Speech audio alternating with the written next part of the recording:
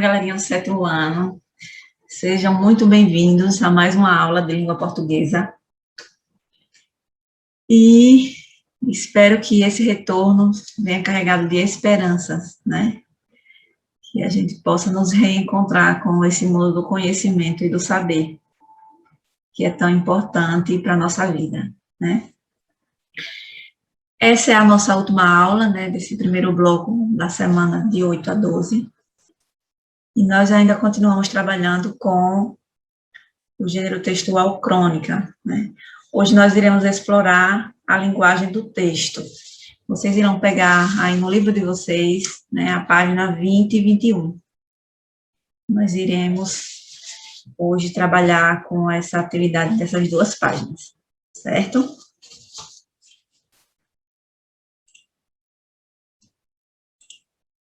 Vamos lá. A primeira questão diz o seguinte: releia o trecho a seguir. Não, eu não sei desenhar, nem casinha com fumaça saindo da chaminé. Sou uma negação em desenho. Sinto muito.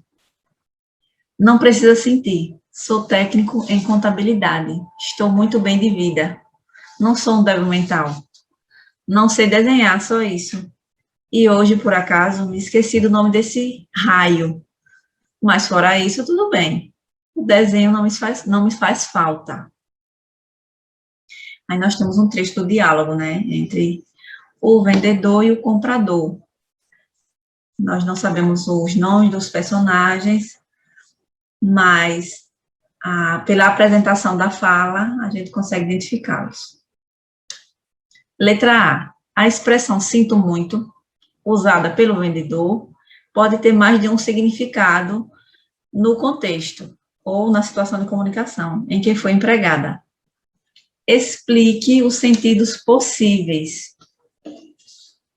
Quando a gente diz assim, essa expressão sinto muito, né? Em quais situações? Nesse contexto aí, né? Essa expressão, ela possibilitou uma interpretação negativa, né? Da fala do vendedor. A gente também pode inferir, né? Que o erro foi do comprador, né? Porque ele não consegue entender a intenção do vendedor, né? O vendedor ele está tentando facilitar, né, a comunicação, já que ele não consegue lembrar o nome do objeto, né? Então ele diz assim: então, senhor desenhe, né? Isso não foi de forma irônica, né? Mas foi uma forma de que ele encontrou para que eles conseguissem descobrir de qual objeto se falava. Letra B. Como o comprador entendeu essa expressão? Ele entendeu que o comprador estava subestimando a inteligência dele, né? Quando ele diz sinto muito, quando o vendedor diz sinto muito, no entendimento do comprador, ele estava fazendo gozação, né, com ele, certo? Letra C. Você considera que o uso dessa expressão pelo vendedor foi adequado? O que é que vocês acham?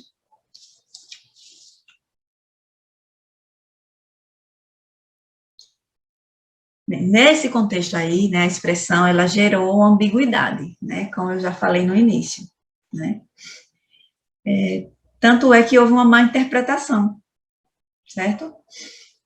E a consequência disso foi a irritação, né, do comprador. E também, né, a gente percebe que essa irritação do comprador só fez com que a comunicação ficasse ainda mais confusa, né, passasse a ficar mais confusa. Então, essa expressão que foi utilizada, ela não foi adequada para a situação, certo? Letra D. Se você fosse o vendedor, o que diria no lugar da expressão sinto muito, para que ela fosse interpretada sem parecer uma ofensa, né, ao comprador? O que é que vocês diriam?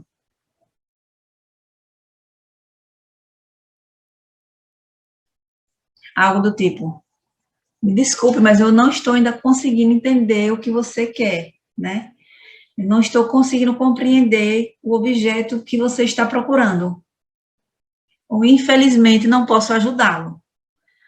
O senhor precisa lembrar, ou, de alguma maneira, voltar outro dia para procurar esse objeto, né? Letra E. Nessa situação comunicativa, que efeito de sentido ou ambiguidade no uso da expressão produz? Bom, bem, a gente pode deduzir, né,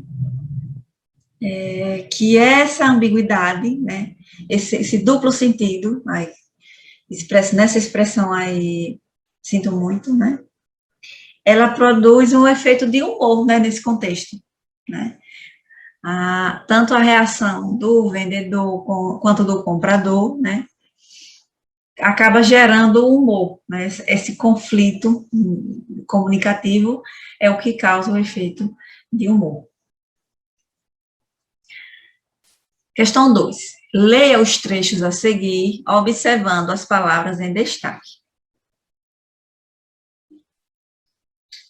Um sulco onde encaixa a outra ponta, a pontuda, de sorte que o negócio, entende? Fica fechado. É isso. Bom, eu preciso saber mais sobre essa coisa. Tente descrevê-la outra vez. Responda, letra A. Porque nesses trechos são usados artigos diferentes ao mesmo tempo. Porque, né, tanto o vendedor quanto o comprador ainda não sabe, né, qual é o objeto. Então, por isso que eles não utilizam um único determinante, né? Não sabe se é feminino ou do gênero masculino, né? Então, por isso que eles ficam o negócio, a coisa, né? Letra B. Releia o restante do texto e transcreva outras palavras que os personagens usaram por não conseguirem nomear o alfinete de segurança. Que outras palavras eles utilizam? Vocês vão recorrer lá ao texto, né?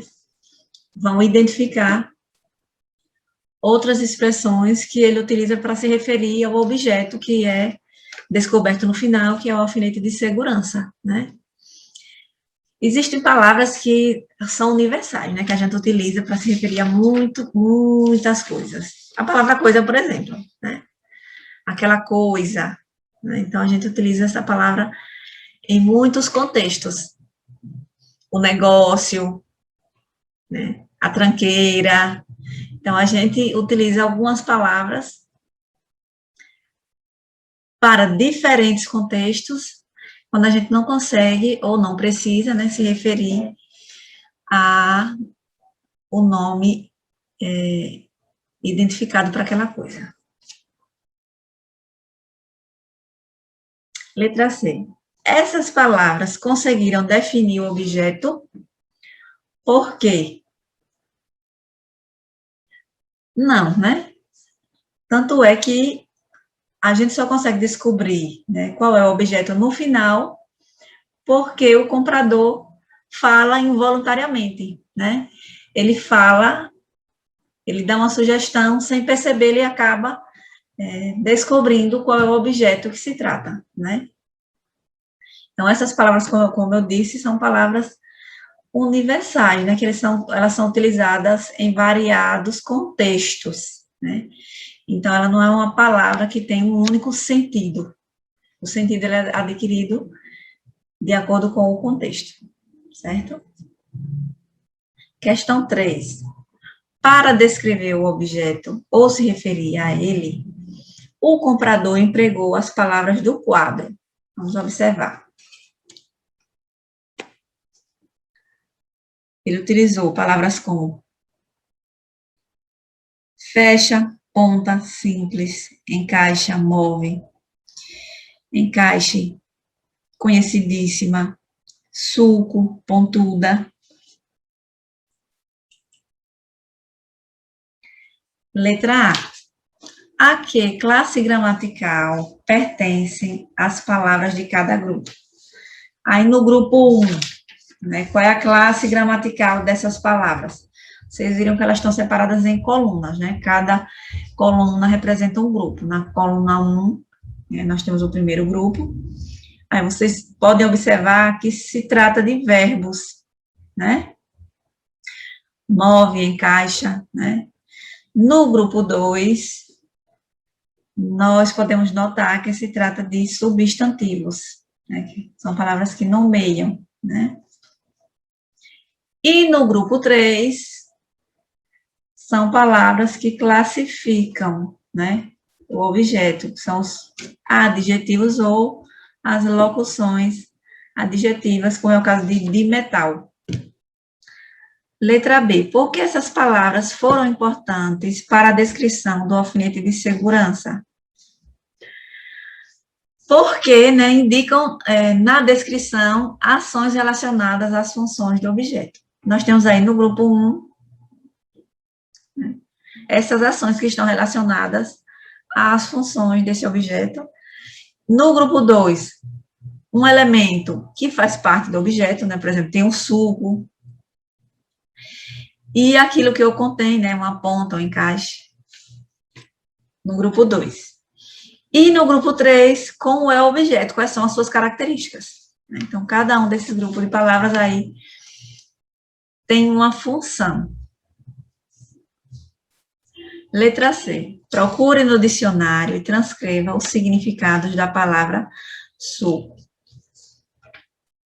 Caso vocês não tenham, né, um dicionário, mas puderem acessar a internet, né, vocês vão encontrar diversos dicionários digitais, inclusive o Ruais, que é um dicionário muito renomado, vocês vão encontrar aí na internet.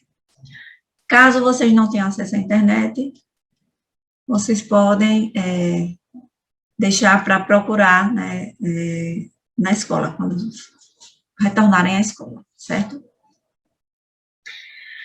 Mas, desde já, né, eu vou passar aqui para vocês uma definição, né, encontrada no dicionário. O que é sulco, né? Depressão deixada na terra pelo arado. Depressão é aquela parte mais profunda, né? Quando se cava a terra. Mais estreita e mais ou menos profunda em um material. Fissura, ranhura, traço profundo ou depressão na pele.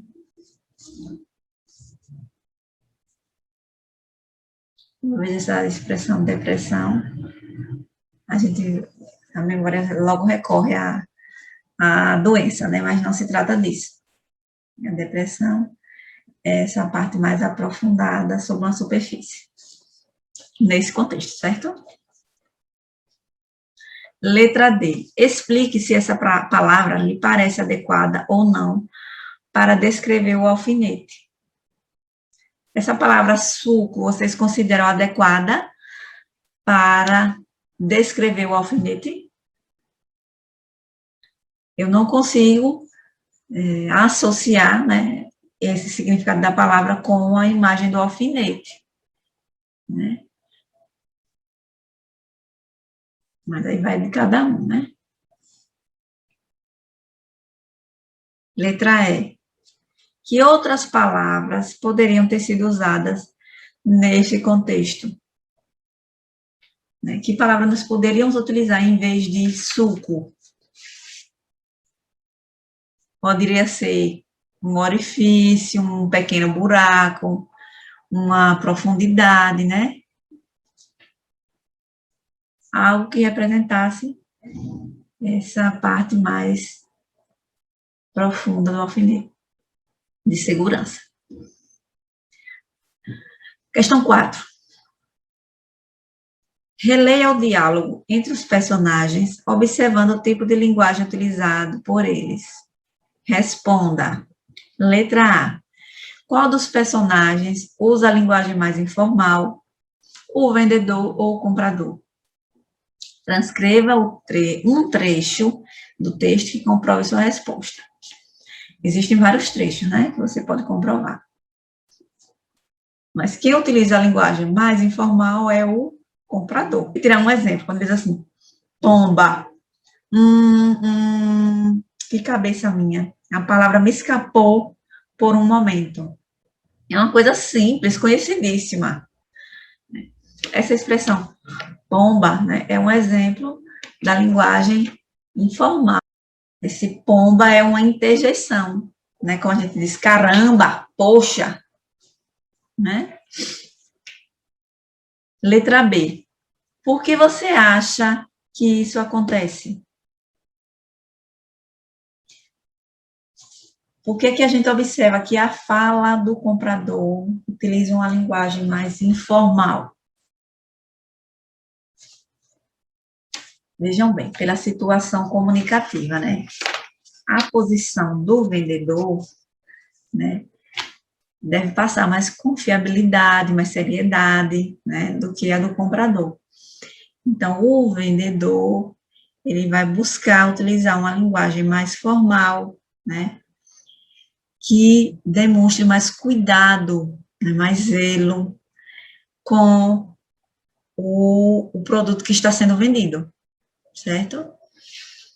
Mas o vendedor, ou mais o comprador, né, como ele está à procura de algo e, e ele quer ser bem atendido, né, então ele não vai ter essa preocupação, né, essa preocupação vai partir do vendedor, né, porque ele quer impressionar, né, quem vai comprar. E ele utiliza a linguagem como estratégia para conseguir convencer o cliente, certo? Então, chegamos a mais um fim de nossa aula. Espero que vocês tenham conseguido acompanhar. Nós terminamos a exploração desse texto, dessa crônica, e espero vocês na próxima semana. Fiquem em casa, se cuidem, respeitem os protocolos de segurança e sempre que puder, busquem ler, né? A leitura faz muito bem para nossa alma, para nossa memória e também para nossa saúde emocional. Fiquem com Deus e até a próxima.